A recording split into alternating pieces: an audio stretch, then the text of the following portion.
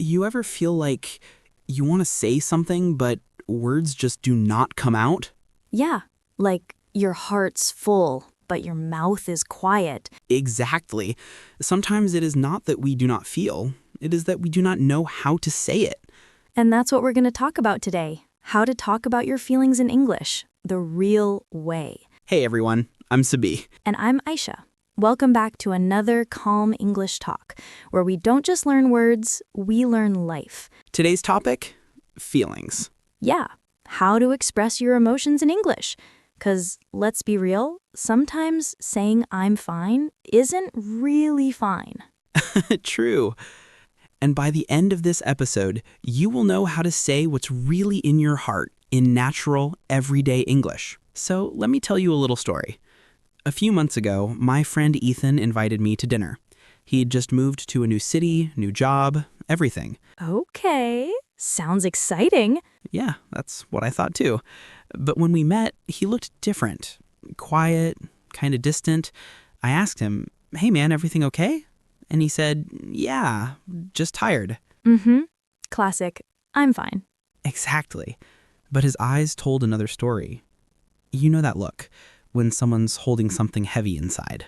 Yeah, like they're hiding their emotions behind small words. Right. We sat there eating, silence. Then out of nowhere, he said, I do not even know how I feel anymore. Wow, that's deep. Yeah. And I realized so many of us do not have the words for our emotions, not even in our own language, let alone English. You know what's interesting, Sabi? I used to do that too. Back when I studied abroad, whenever I felt homesick or lonely, I'd just say, I'm good. Oh yeah, that's the universal mask. Totally. But one day, my roommate, she was American, asked me, Are you sure you're good? You seem a little off. That is a kind of question. Yeah. And I said something I never said before. I said, I miss home. I feel lonely. That must have felt real. It did. Smiles, and that small moment changed how I saw English, not just as a language, but as a bridge to express my heart. Language is not just grammar and vocabulary, it's connection. Exactly. And when we don't express how we feel, we build walls, not bridges.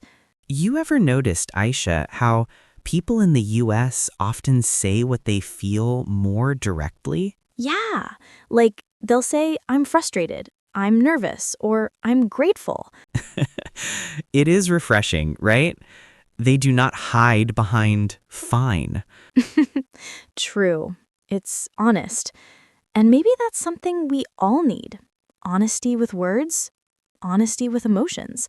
Okay, let's learn some simple, real-life phrases you can use to talk about your feelings in English. Yeah, we're not talking textbook stuff.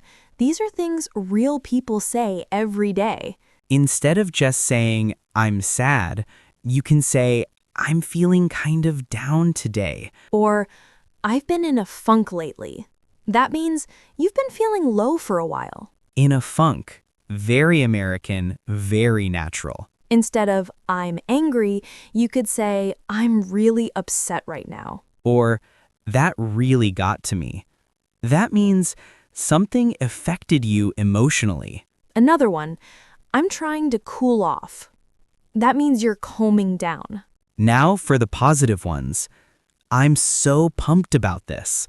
Or, I'm thrilled. Americans love that word, thrilled.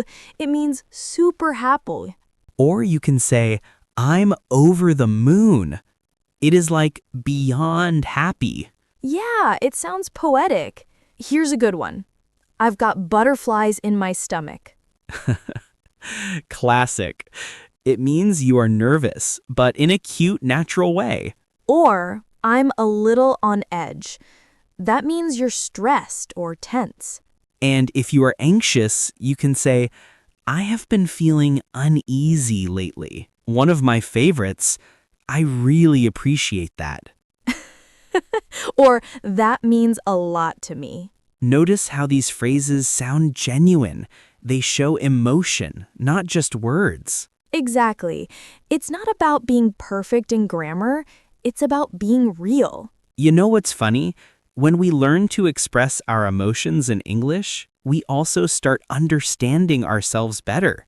Yeah, 'cause language shapes how we feel and how we connect. Sometimes the most powerful English word is not sorry or thanks.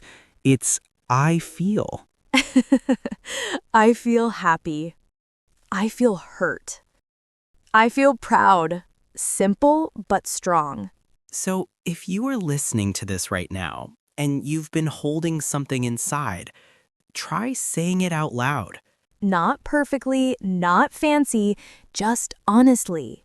English is more than grammar. It is your voice. And every time you speak it with emotion, you're growing, not just in English, but in life.